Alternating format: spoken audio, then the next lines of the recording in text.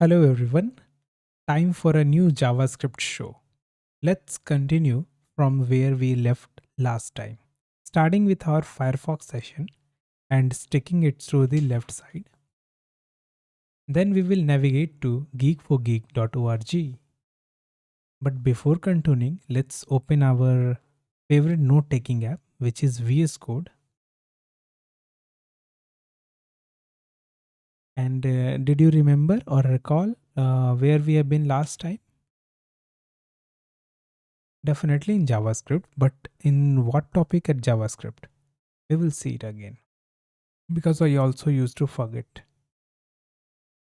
Move to page down, read more, then page down. We have been so far.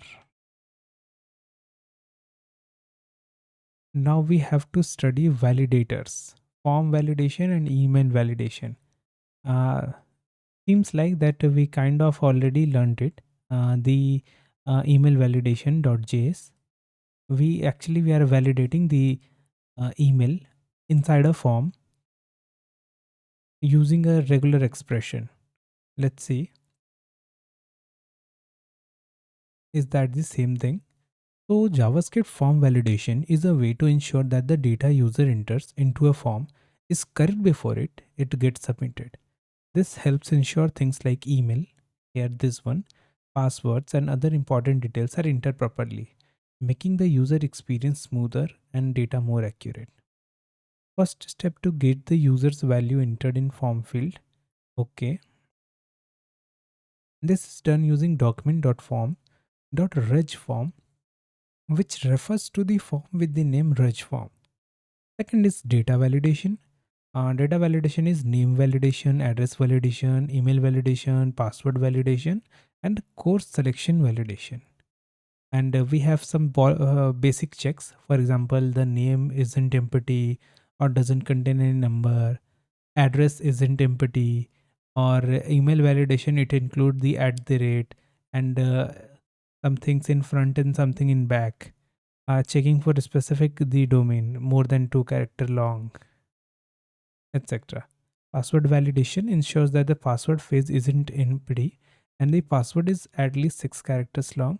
And we have a drop down to validate whether the whether an option has been selected from the drop down or not.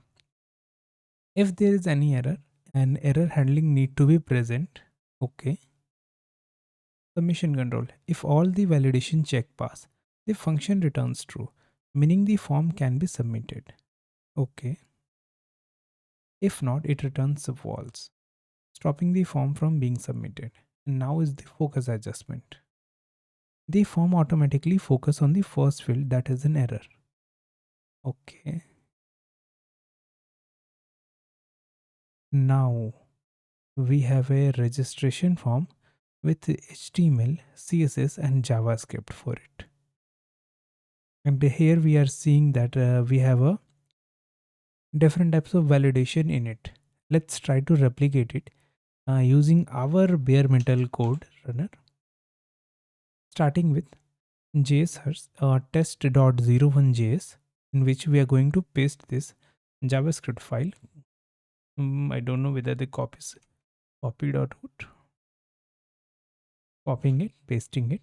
Yes, the code has been successfully copied it over, and time to link to our HTML file. We are not going to do CSS here, so form might look uh, not as the seen in the example, but certainly without CSS it will perform our function.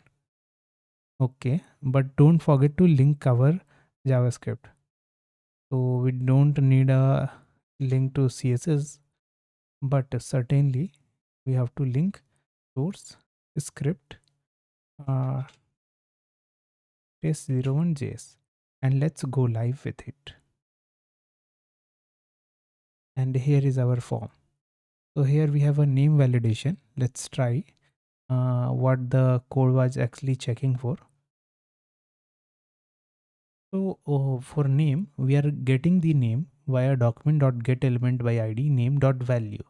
So while we enter this, the value is being fetched. We can also use an event listener In order to do that, okay, and here name error, okay, const name error, address error, email error, and password error, subject error, okay, name dot error, text content null. Uh, if there's nothing in the text, then we are getting the name error. Is valid equal to true. If name is nothing and test dot name, please enter your name. Send. Okay, please enter your name properly. So I'm entering the name as one Harsh. Let me zoom it so you can guys see one Harsh. And if I send it, we are still getting nothing.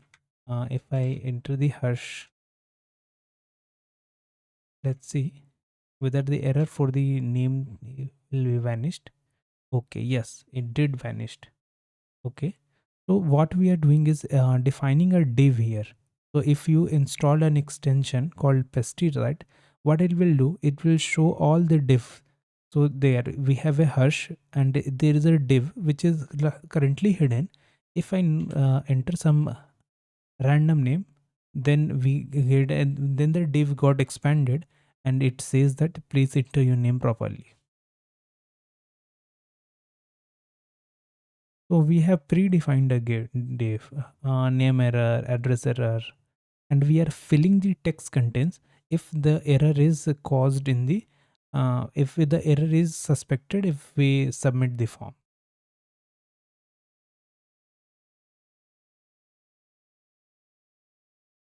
Okay, so how would I use if I have to use my predetermined email validation script here? So if I copy this function and paste it here, paste in our test.1 html, oh sorry, test.1 js, and paste it here. So it's all inside a single function. Okay, paste it here. It's also being a next new function, and in just to order the validate the email. So we are storing the email in email name. Okay, function validate email, regex pattern, result equal to re dot test email. Okay, we are getting a parameter email. Okay, if the parameter and the constant name is same, sorry, variable name is same, then we can safely remove this thing. We what is this? And we can just only implement this function here, copy it. So right now we are console logging it. Okay, so if result is true, email is valid. If result is false, what to do is to email.text content ye, and if result is valid, we just have to validate it, and we have to do two things at once. First we have to enter this in your text content, and as well as is invalid false. So we have to invalid the uh, this variable so the form could not be submitted, I guess. So in order to do that, we can also pass here in is valid. What I'm doing is just trying to make sure that the validate email function works as well. Mm, else what I can do, is valid equal to false, and if I remove this line entirely, and is valid equal to false, and let's see if I enter an email at the rate abcacb.com and send it, it doesn't say anything. But if I acb and if I send it again, and this function is not running, Why? And this function validate email is not running. So we somehow have to run this validate email function. Okay. What if I put all the things that comes with the validate email and bound it to this function?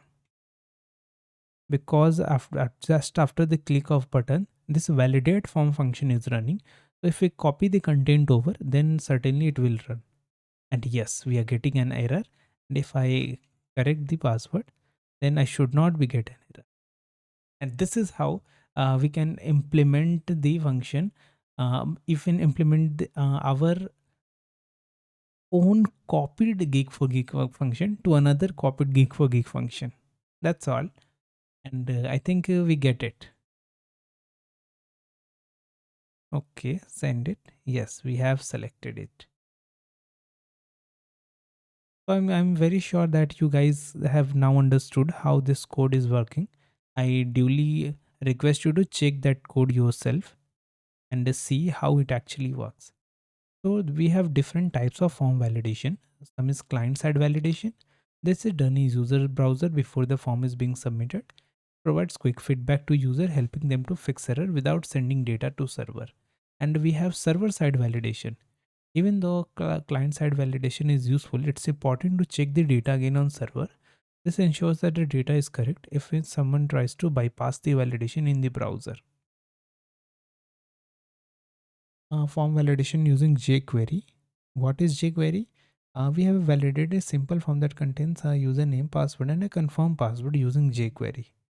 Let's see what is jQuery first. We have to go to our trusty old friend ChatGPT. Ask it what is jQuery. Please don't tell me that it's another framework. No, it's a library. jQuery is a fast, lightweight, and feature-rich library. Simplifies such as HTML document transversal manipulation, event handling, animation, AJAX interaction by providing an easier syntax and cross-browser compatibility. jQuery allows developers to write less code and achieve more functionality. It was used in web browser to enhance UI and streamline common tasks. Although its popularity has waned somewhat in rise of modern framework like React, Vue, and Angular. Okay. Now we have number validation. Sometimes the data entered in text need to be right format, must be of particular type in order to effectively use the form. For instance, phone number, roll number, or some details must be in digits and not in alphabets. Password validation, to confirm password using JavaScript and regular expression. We just use the regular expression here. And this is how we finish this. And let have some quiz with this. In order to ask me quiz, I would like to summon chat Bing Copilot.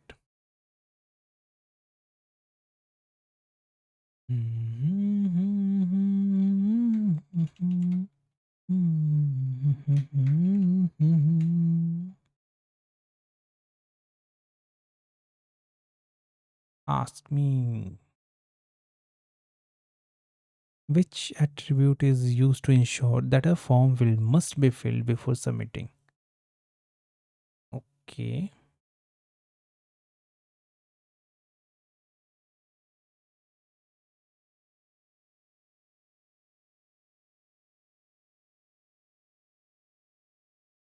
Required validate check and form check.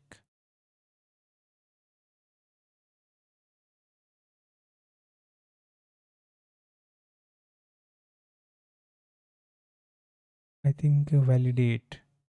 Let's try to hint with HTML. Okay. Type submit, value sent, name submit. Okay.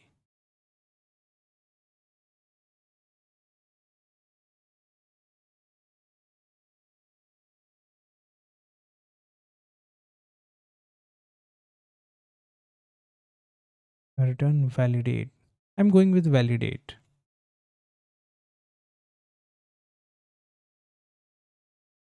Correct answer is required. This certificate ensure the form must be filled before. Okay.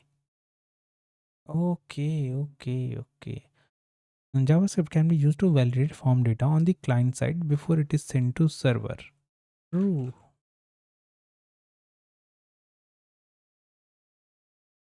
Next, you are creating a simple sign up form that includes field for username.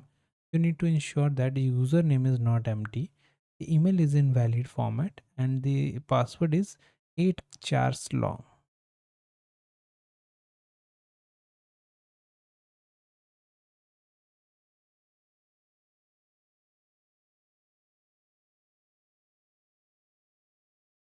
Okay, so we can iterate over this trusty old function.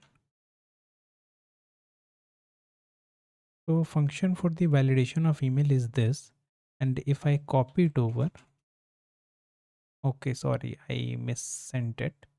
How does the client side validation improves user experience? That was a easy question.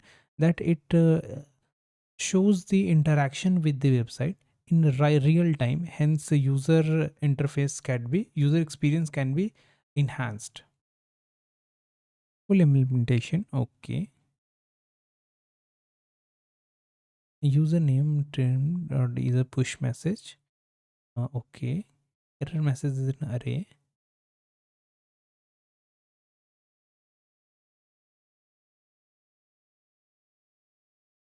Okay, we are document.get element id sign up form and add event listener submit and function event, and whenever things is happening we are preventing the default, preventing form submission, checking the username value, getting the email value and getting the password value, and we are having an array for the error message, and we are basically pushing this to this array.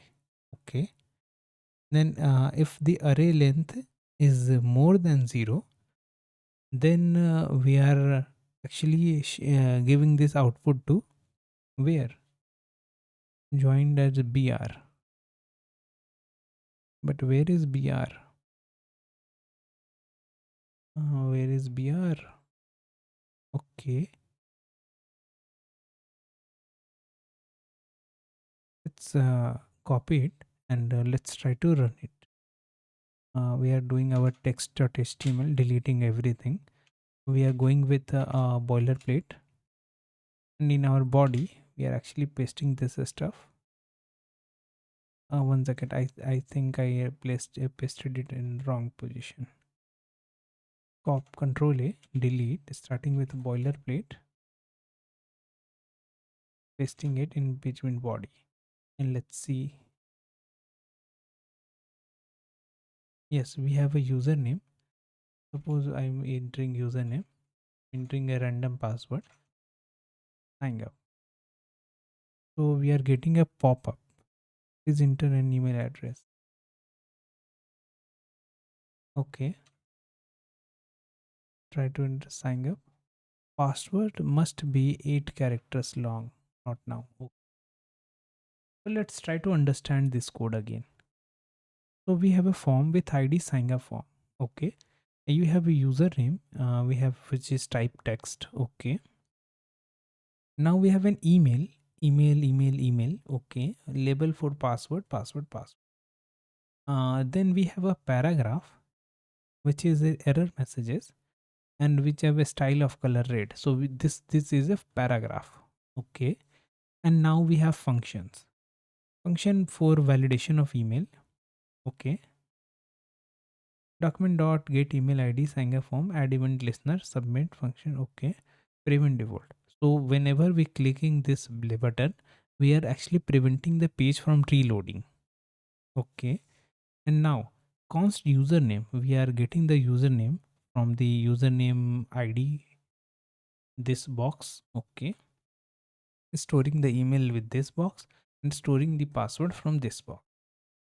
And now we have an error message. Okay, so after removing all the empty spaces, white spaces from the username, and we are actually pushing it. If what to happen, I clear the username and try, and here we are getting a new error, username cannot be empty. Now we have a validation for email address as well. And if the password length is 8, password must be 8 characters long. And if error message dot length is more than 0, then in document dot get element body error message, and inner HTML equal to join the BR. Okay, so we are actually joining everything with a BR tag in it, so it is breaking it into every line, I guess. And if there is nothing as error message, then inner HTML would be form submitted successfully. So let's try for a successful submission.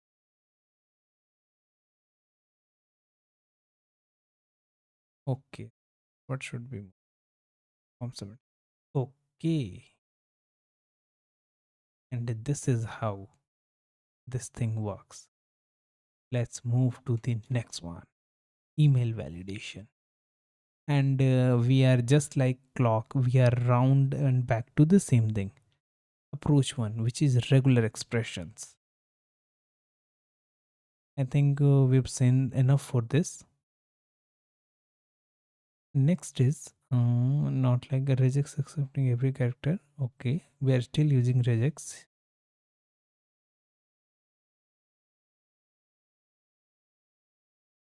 And there's nothing else. So I can safely skip this one. Now we have time for exception handling. The first thing, an error is an action that is inaccurate or incorrect. There are three types of error in programming which are discussed below: syntax, logical, and runtime error. The syntax error. This is the most common kind of error which can be most of the time easily be sorted using ChatGPT. So remember guys, always break down your code in small pieces in order to check for error, because if you pass a long form of code to ChatGPT directly, it will definitely hallucinate. So remember, always start a new session and then only pick a single function and give it to ChatGPT. It will then only can successfully check for the error. It will definitely mark the errors like semicolon missing or brackets missing, etc. If you put all code at once, I have tried it numerous times that if you place all the code at once, it will most likely to fail to in order to recognize whether the error is. Most of the time it does, but certainly it fails also. And so never mind. So syntax error, according to computer science, a syntax error is an error, the syntax of a sequence of character or tokens that is intended to be written in particular programming language, or it is a compile time error. If the syntax is not correct, then it will give an error message.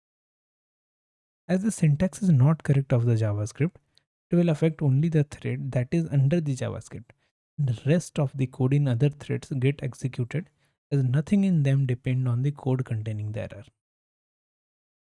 Logical error. It is the most difficult error to be traced, as it is the logical on the logical part of coding, and logical error is a bug in program that causes it to operate inaccurately and terminate abnormally or crash. And finally, we have runtime error. A runtime error is an error that occurs during the running of a program, also known as exception. It is the example that is given below. The syntax is correct, but the at runtime is calling a method that does not exist. Okay. As in runtime error, there are exceptions, and these exceptions can be handled and help with a try and catch method.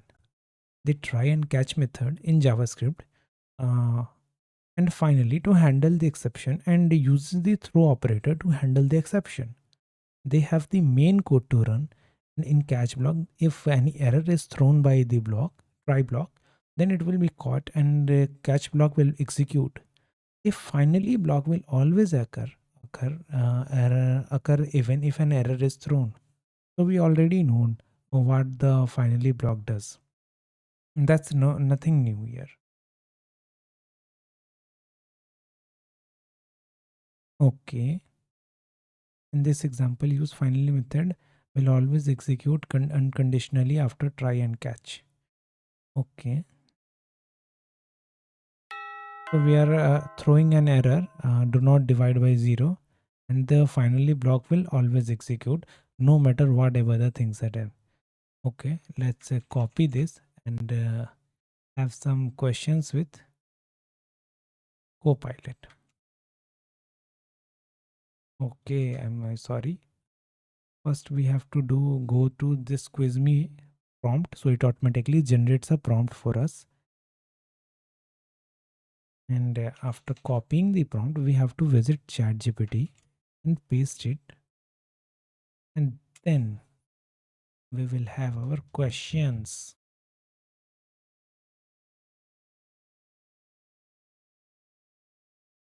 Which of the following is not a built-in JavaScript error type? Reference, syntax, type, and index. We have learnt about syntax error. We don't have learnt still about index error. So I'm going with D on this one.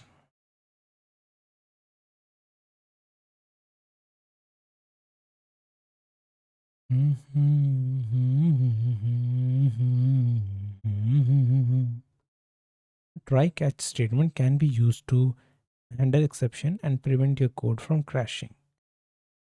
Yes, true. It used to handle the errors gracefully, which means that the code is not crashing the whole program. You have a function read data that attempts to parse a JSON string and handle any error that occurred during the parsing process. Okay.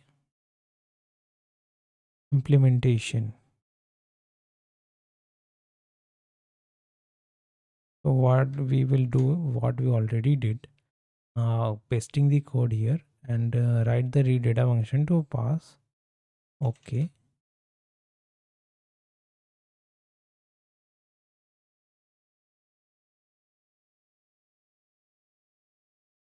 So what we are going to do is trying the data into json.parse JSON string and console.log parse data and return the data. So we are returning the data in the function as well to the console as output. And if the error occurs, then we are passing the invalid error message and we are returning null, an empty object. And this is the output, the code that Copilot requires.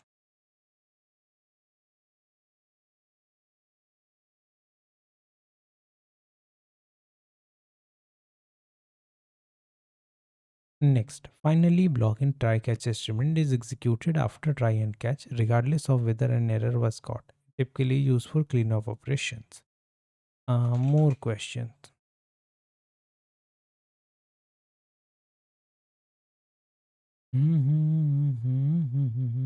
Oh, I have to pause it. Which of the following method can be used to catch an exception in JavaScript? Catch.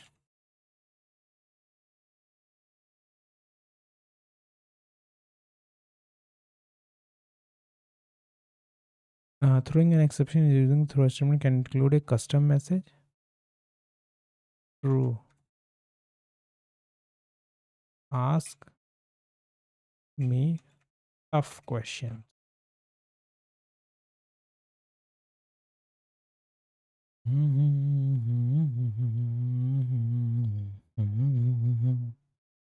You have a function to process data that takes an input, perform a series of operations, and throw different types of error based on the various conditions.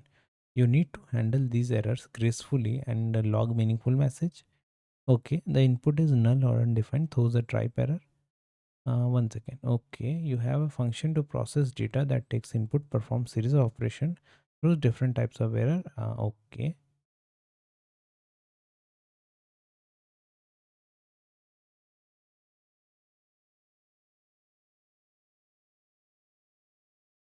Okay.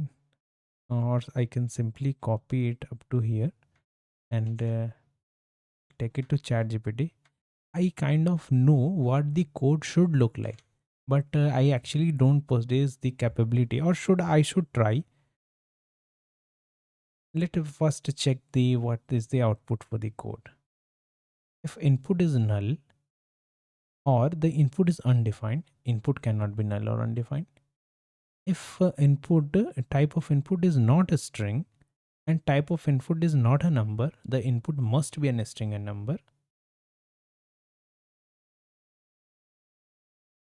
If the input is string and the input length is 0, then we are getting a range error that input string cannot be empty. And if input is number and input is less than 0, the number cannot be less than 0. And we are finally returning the input.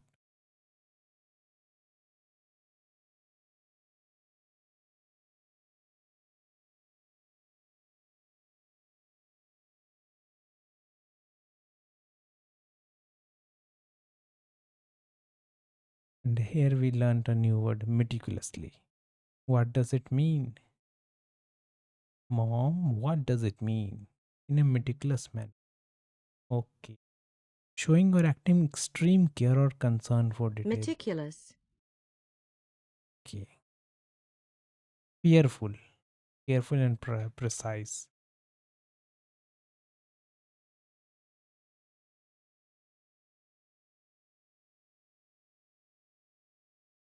The difference between throwing a string and throwing an error object is significant in terms of clarity. Throwing a string is less informative and does not provide a stack type error. Throwing an error object, this provides a stack type error, and a way more structured error handling. Okay, okay. Enough with this. Now we have a try catch statement. Actually, we already just learned the try catch statement. And we have JS promises. I think we do have covered JS promises in the previous just video, and we already also covered in this following series. So this is going to be a repetitive one. We have already covered the sync await, and now we are going to cover some global objects. What are global objects? The global objects plays an important role in JavaScript development, offering a wide range of functionalities for various tasks. Okay.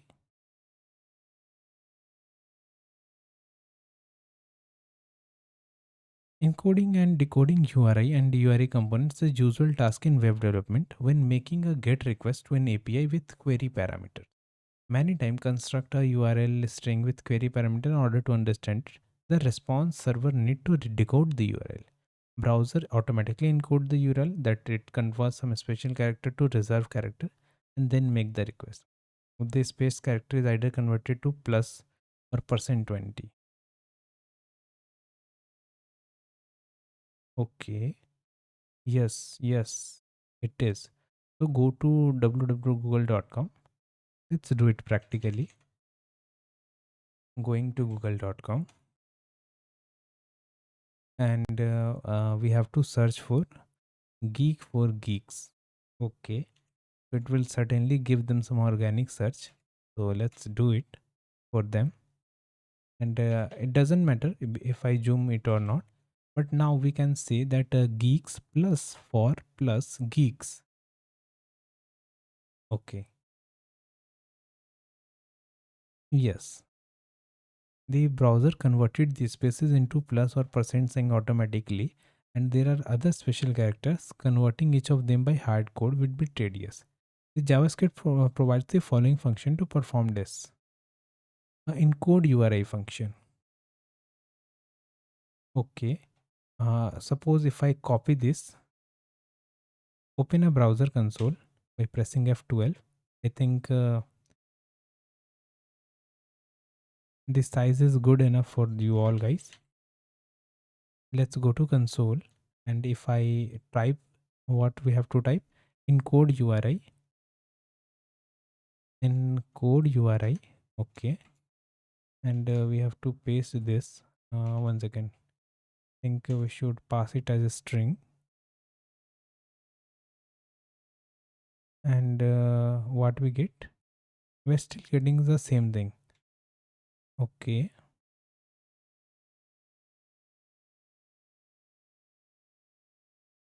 and output will be this. Okay, so encoding is doing the opposite. So if I copy this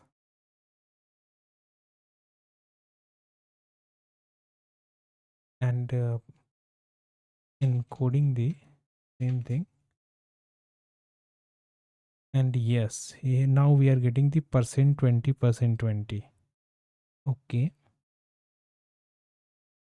do we also have decode URI? Yes, we have. So for the previous thing, what we can use is decode URI.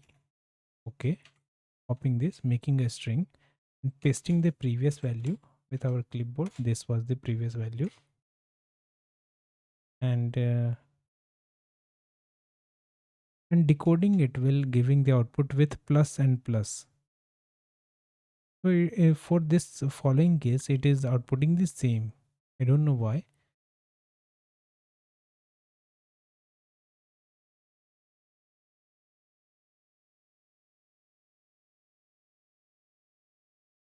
Okay, and that's all. So quickly, let's begin our quiz session and then switch to next topic. There's nothing much to learn here. Copying it, moving to chat pilot, copilot, chat pilot. I think copilot derived from the Cortana and pilot, Cortana pilot. Which of the following is encoded by encode URI function? Space, clone, chalice. Which of the following is encoded by encode spaces? Empty spaces. What are we living for? Abandoned places. I guess we know the score. You have got it. The encode URI function does indeed encode spaces. The decode URI reverse the encoding. True.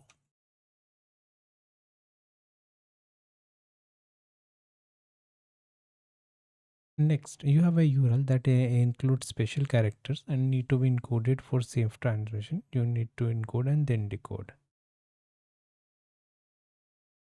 And we will copy this and we will see how the actual implementation looks.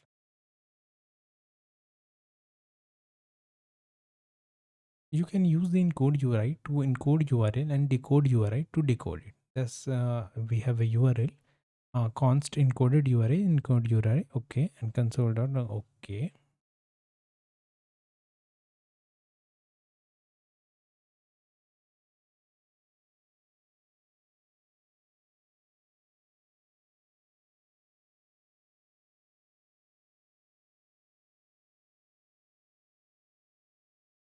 But how will it lead to data protection? Okay, safe transmission. I just want to know how encoding help in what was it? What was it? Safe transmission over internet. Copy it, pasting it, paste it.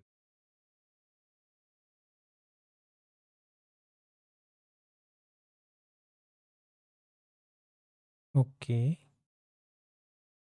Okay, so basically it prevents the misinterpretation.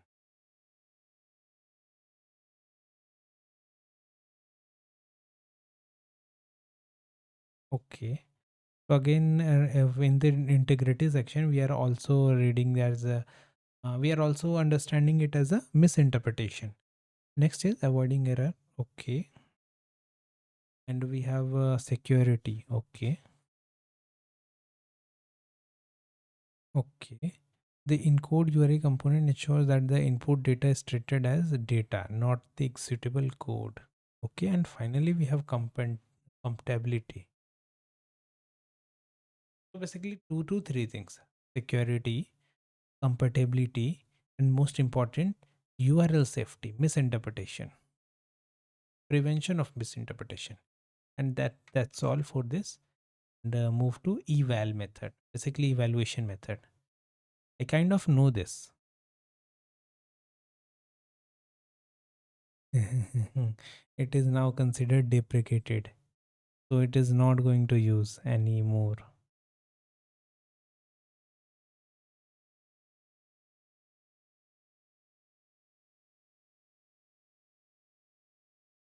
A string in JavaScript represents a JavaScript expression.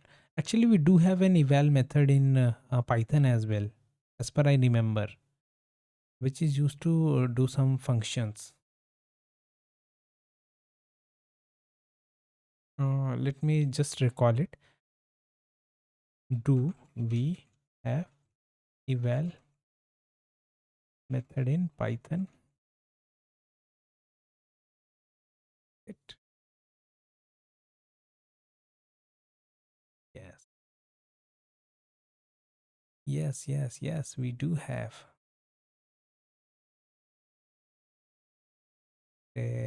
Okay, where we were? We were here. I'm miss opening this bar again and again.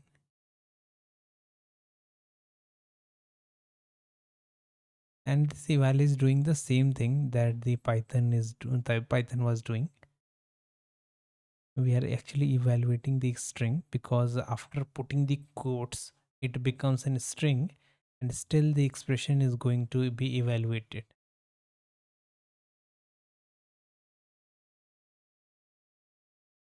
Okay, do not use eval.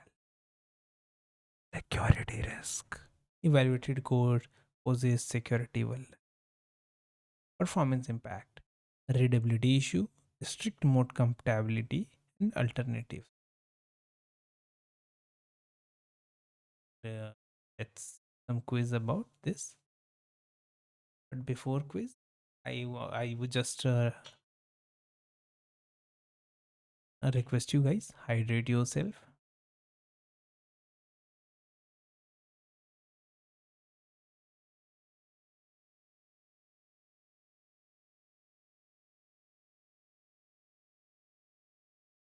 Copying it, pasting it here. Let's see what quizzes we do.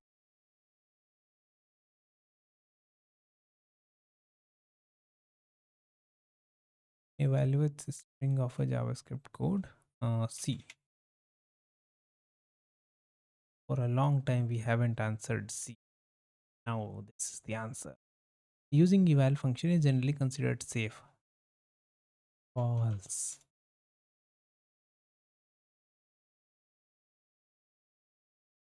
You have a string containing mathematical expression. Okay.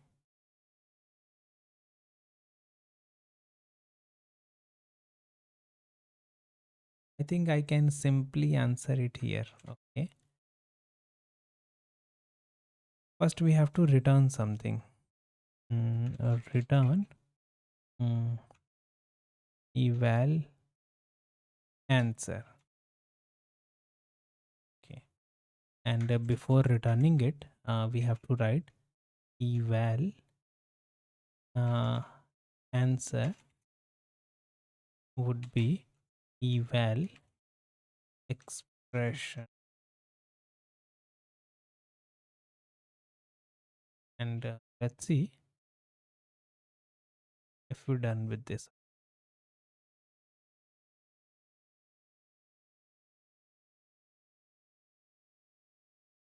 Good.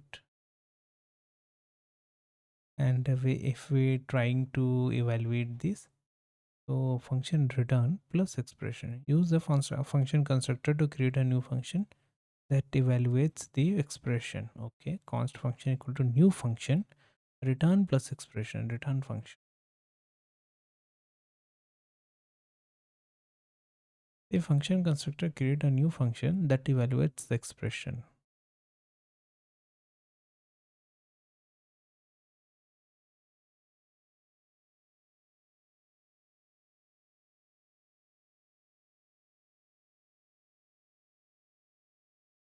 I didn't get it.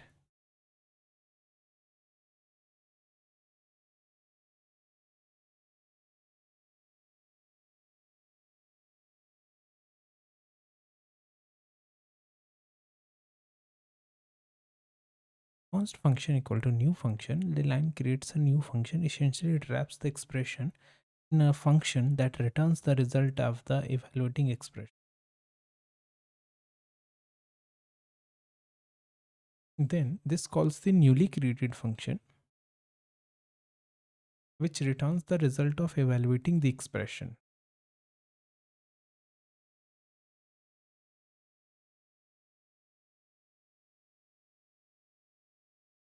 Okay, good. So new function takes string and string concatenation of this string. The new function will become a single return 2 plus 2 stars 3, and it will do the calculation and this will return the answer.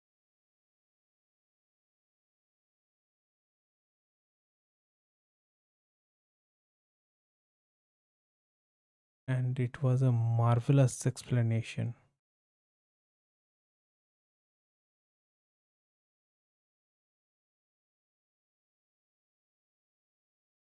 I think I should copy it, copy everything for it.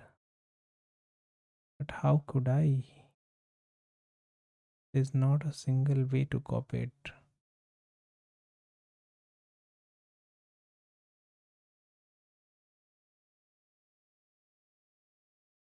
Let's make a new file, eval native.js. Okay. Oh, I think I should made it md file. Md. Okay. And how could I copy this everything?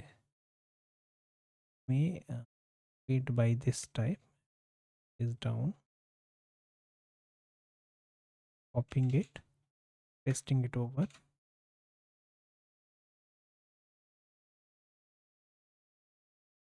And before getting an explanation, first copy the code above and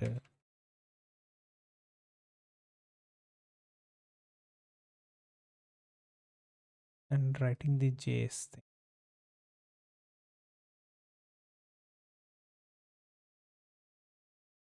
Okay.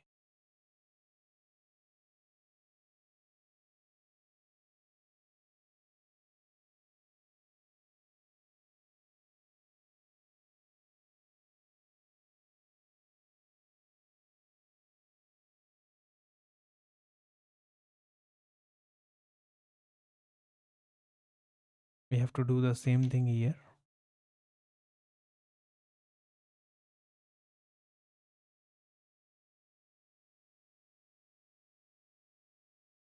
But it won't affect anything.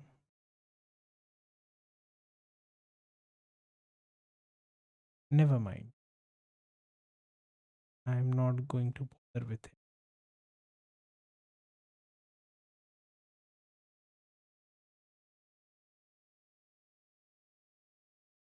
Okay.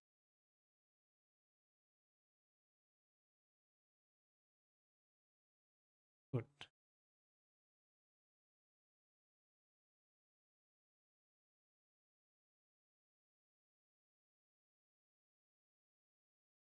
Next,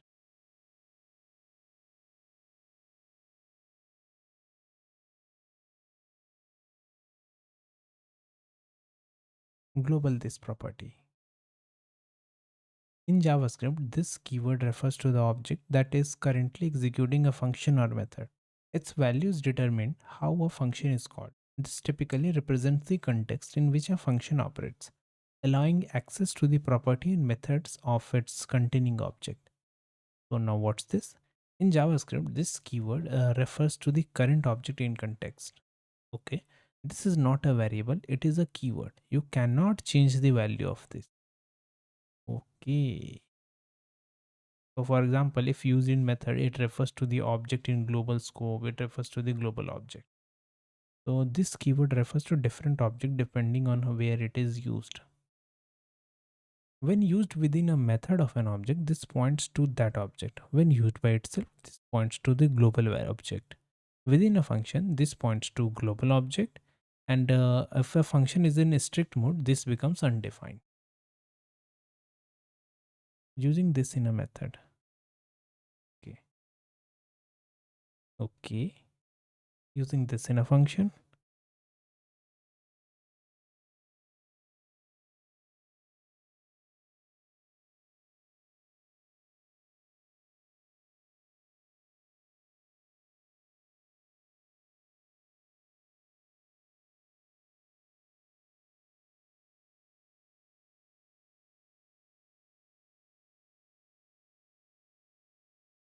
Okay, so first we are getting undefined because we are running this without any thing. So it is taking globally, and by default or in global context, the this is undefined. Hence we are getting undefined here using this alone.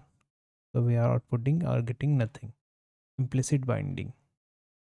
When we call a function as a method of the object, this keyword refers to the calling object. Okay.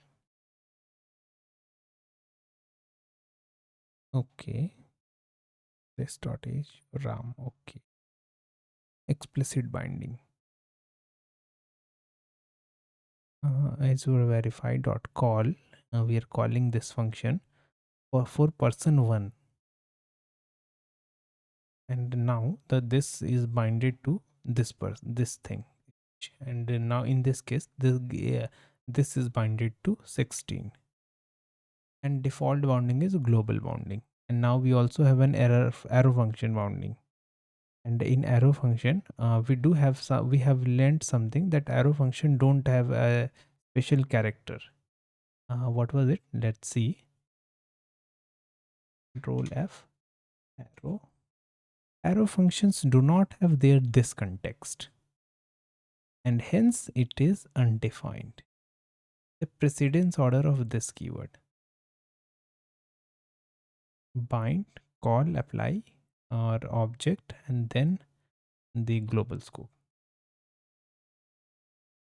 I think I should write this. Copy this and write it here. Sorry, back to it. Write it.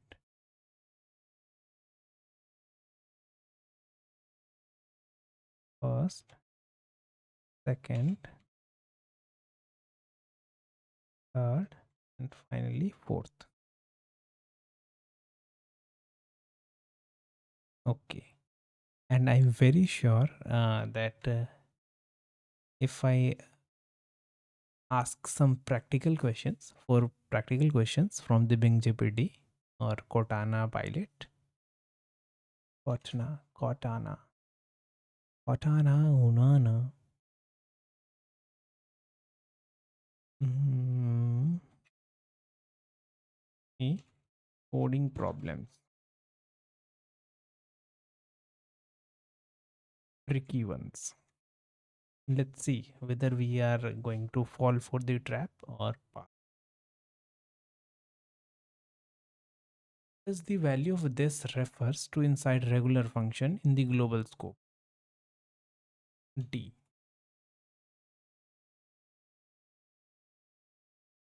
Undefined. The window. But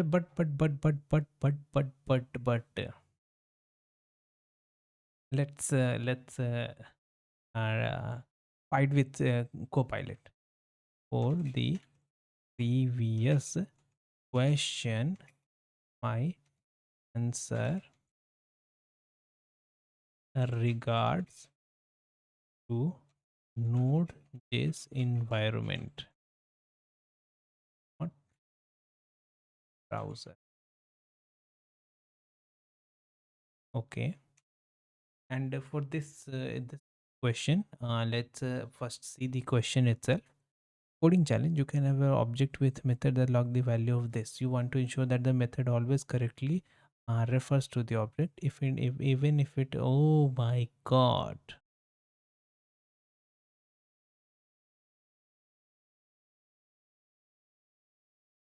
And we have to use dot bind.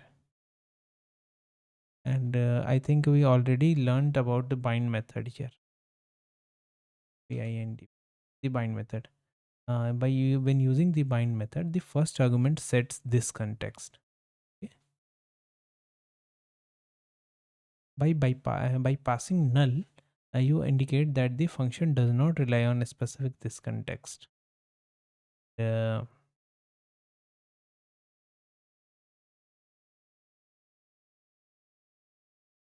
okay.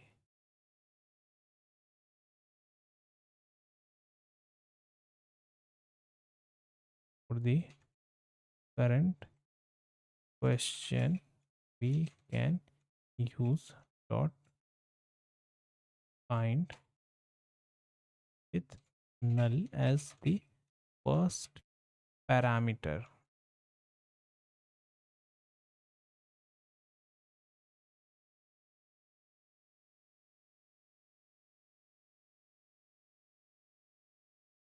So actually we want,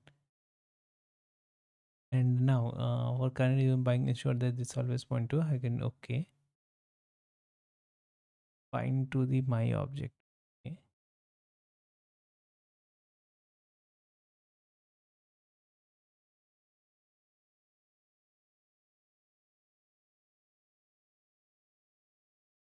Another question.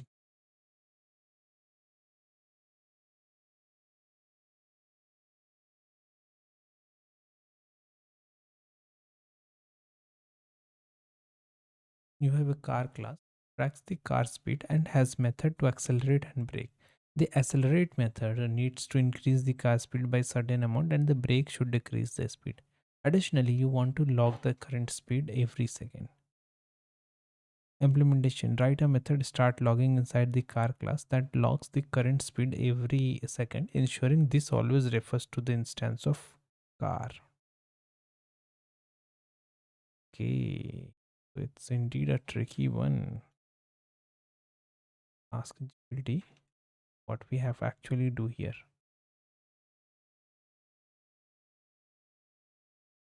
And we have during a start logging function, we have to set an interval for every second, and what we have to do is run this dot log speed. Okay, and log speed is the console dot log current space this dot speed.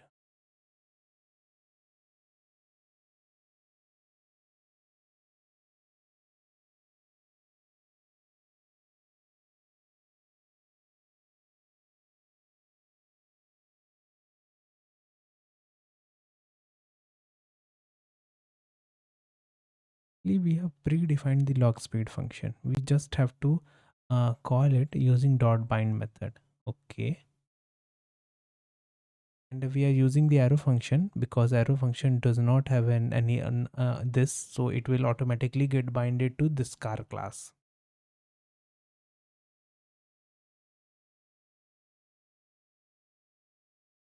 We use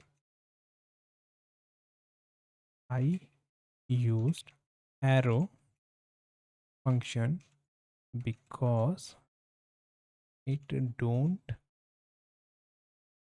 have this of own.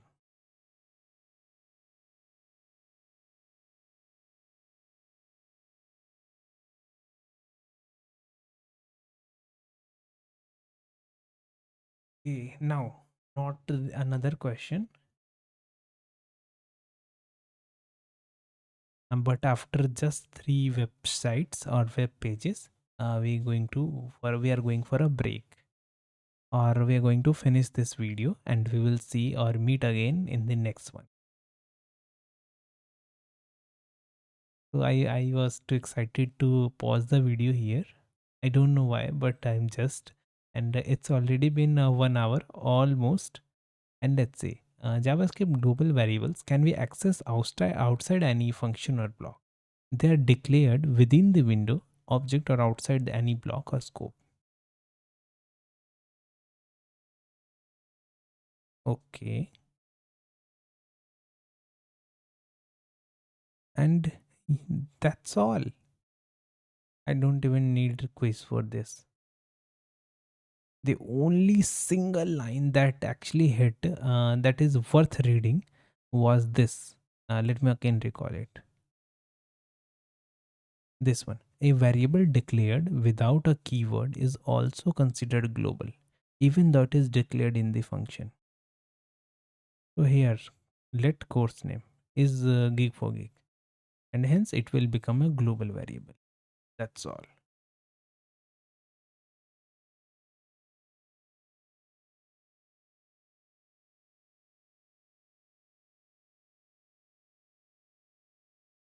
Okay. And yes, we are not using any let keyword here. Hence, it is also considered global. And that's all. Time to move to an infinite property. The infinite property is used to display infinity when the floating point upper limit is exceeded, and the negative infinity is displayed when the floating point's lower limit is exceeded. Here the infinity denotes positive and negative denotes negative infinity.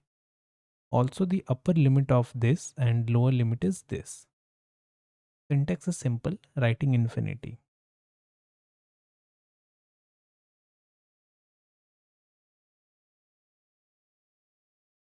We are console logging this digit plus a string of this, and we are outputting this.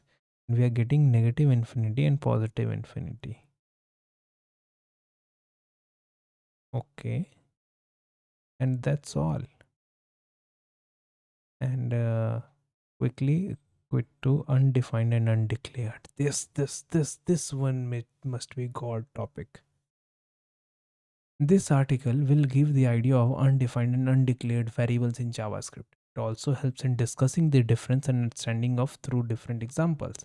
In programming, the variables are used to store some kind of procedure to create variables, and in the JavaScript there exists the construction, nothing but a separate section with the memory executed. Okay, I think we already done this execution phase, thread execution phase.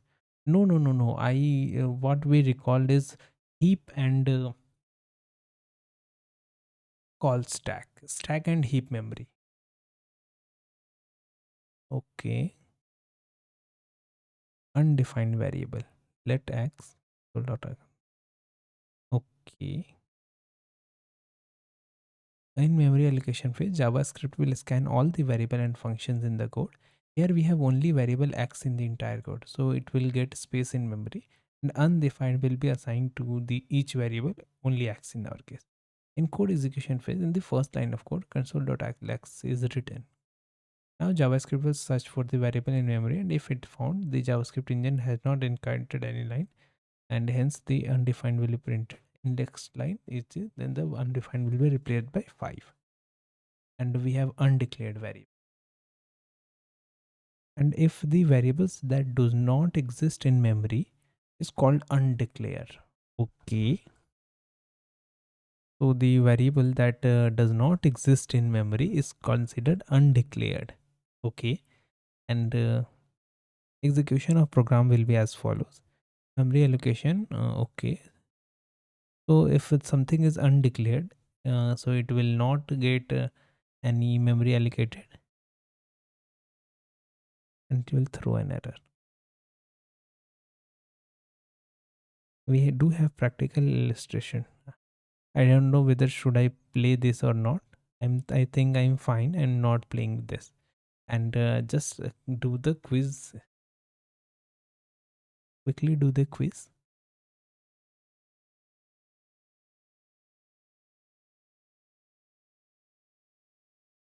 Copying this and pasting it here.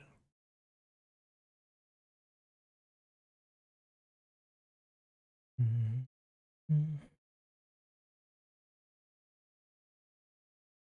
Which of the following statement about the undeclared variable in JavaScript is true? It is declared but not assigned a value. Undeclared. It is assigned a value but not declared. It is both declared and it is not declared or assigned. I think D is the right one. I'm going with the D.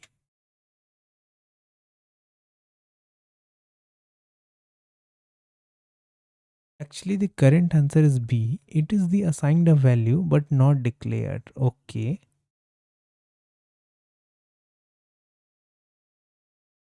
Okay. The undefined is the one that has been declared but not has been assigned a value.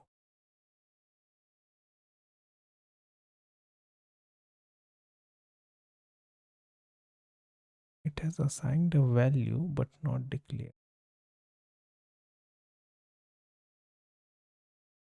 One second. I need to visit this. This not this one. This, but this. Let me again go with undeclared. These are the variables that do not exist in memory. These are the ones that exist in memory, but nothing is being assigned to them. So these variables are considered undeclared because the programmer does not write them with var let or const. But here our GPT or Copilot says that assigned a value but not declared. How can it be done? Whether a variable can be assigned a value but has not declared? Okay.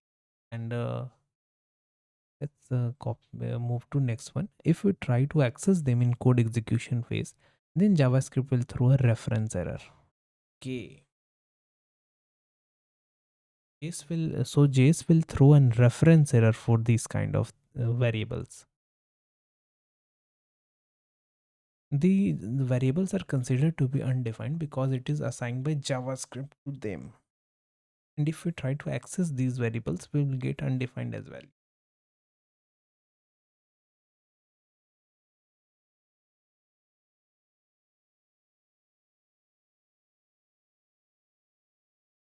Comfortable here.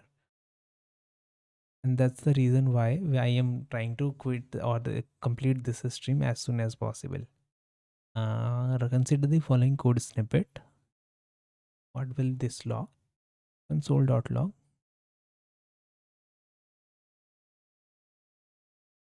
Sorry for the interruption, guys. So, what the code snippet says: implementation challenge, predict that what will be logged for A and B and explain why. Okay, console.log A and B. And then we are defining A and B. So, I think A is defined with var. So, it is globally defined. So, A will be printed and I think B will not be printed.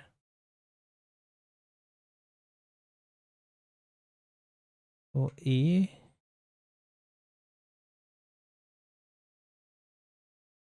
10 undefined. Let's see if I was right or the opposite. Close, but not quite. Okay.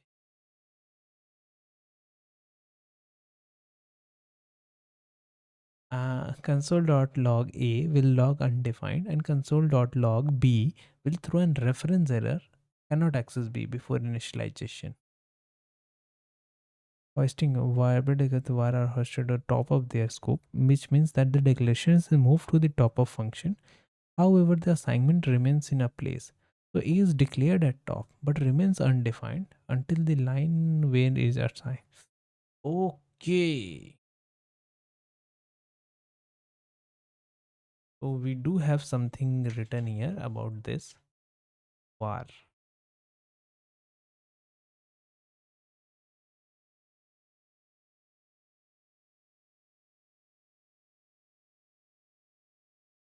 Changing the value of existing variable without redeclaring is allowed for var and let. Okay.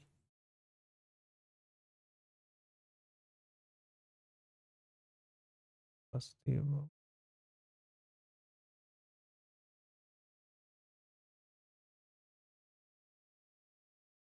think we are cycling through this. When var is declared inside a function, it is only accessible within the function. Okay.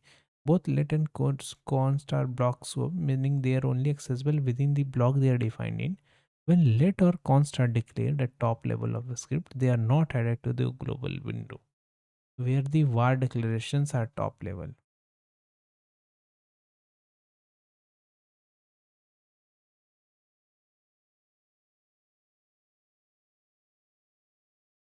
one second. Explain. I just want an explanation for this again. Let's see what it will bring us. Var is a function scope. When a variable is declared using var inside a function, it is accessible within the function. It cannot be accessed from outside the function. Okay. Okay. And lit and const are blocks, so meaning they are only accessible within the blocks. Okay. And global scope. Var at top level. If you declare a var using top level of a script, not inside function, then the variable is added to the global object.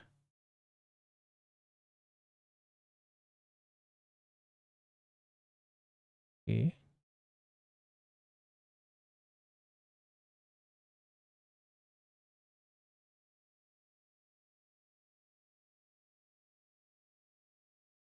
And I think I should add this line as well here.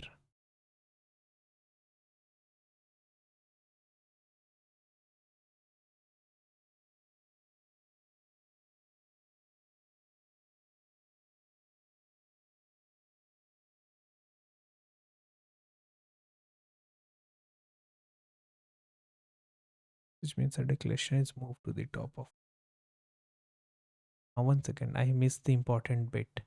The however, the assignment remains in place.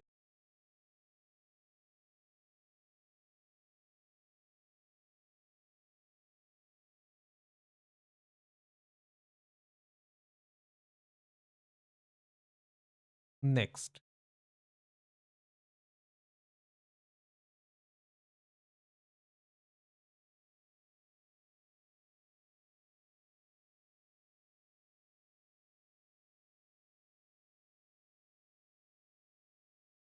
One more question.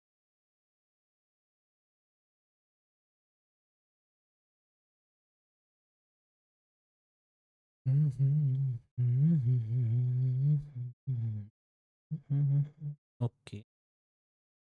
Whether the variables are undefined, undeclared, or have valid values. Okay. Console.log type of A, type of B. A. Console.log type of A, type of B. Simply A and B.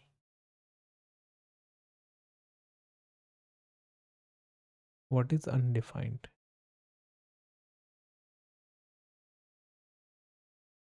And check variables. Okay. And now we are doing the again type of A. And we are defining it without an const keyword. Okay. Without the changing value of existing variable without redeclaring is allowed in var and let, and partially for const.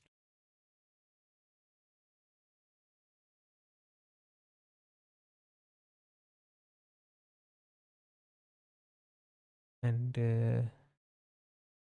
I recalled another thing, this property. Uh, Now I think I should write it here because it's a great thing. What was that? This one. Not from this page. Global property. Yes. And we have to write in the scope section. Scope.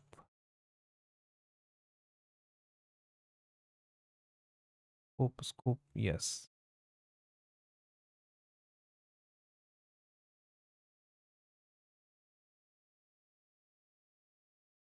Okay.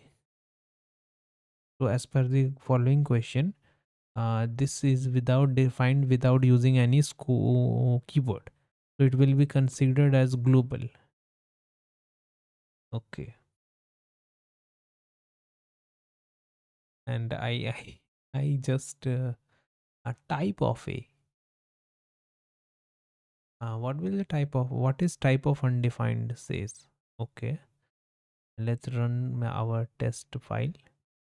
copy it, deleting everything, writing console.log type of undefined. If I run it,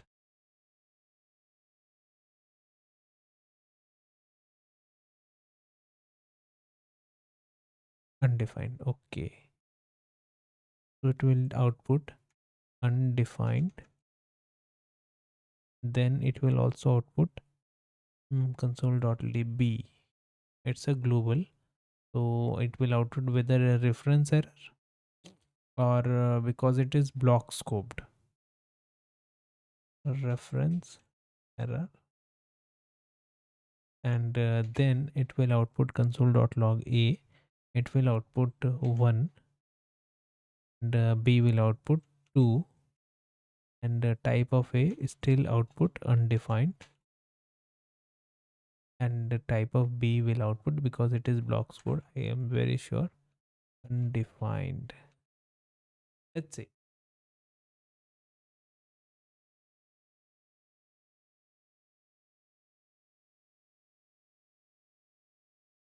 Undefined and undefined, undefined and reference error. Okay, I was wrong there.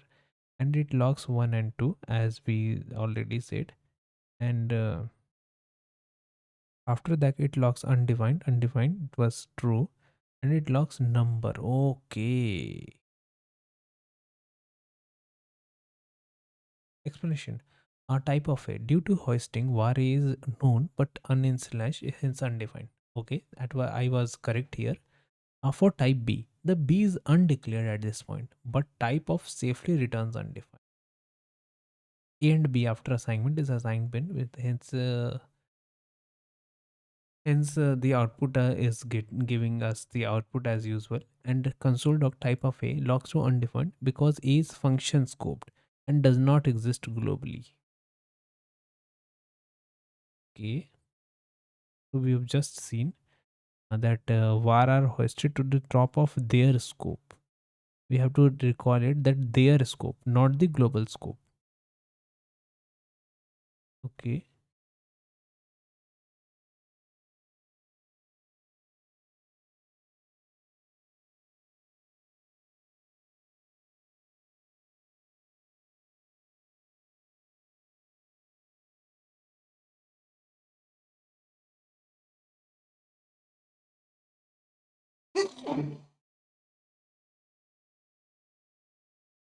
Hey guys. So next is, okay, how I missed this.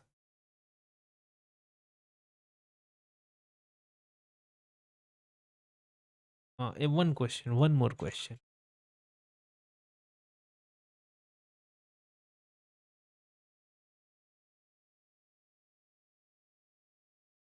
Question. You have an object with nested object. You need to check if the deeply nested property exists. If it does not, you should handle it gracefully without causing your application to crash.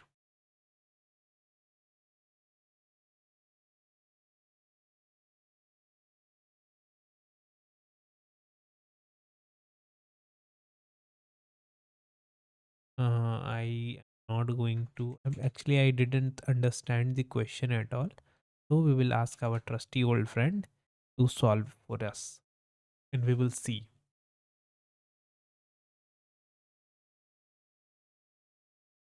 So what we have to do is copy this to our test file. Now we are going to study and inform, and I will tell you what the function is all about. So first we are defining a function get property. We have three parameter: object, path, and default value. Now for the keys variable, we are splitting the path on the basis of array of keys.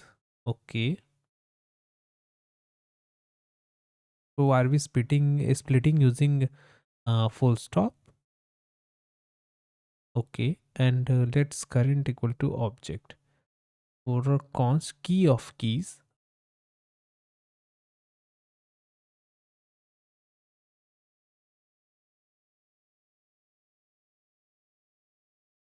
user.address.zip undefined and leaving it for now because I am getting a tall over my head and I am not able to process this much information. I do as why is this whatever it is doing and why it is doing so and on what basis this ask me this. Okay, so it belongs to an entirely different topic called a deeply nested property. We will see it. Okay. So that's all for this stream, guys. Thank you very much for joining me, and I hope you will join me in the next video as well. Thank you very much. Bye. Good night or good morning, wherever you are.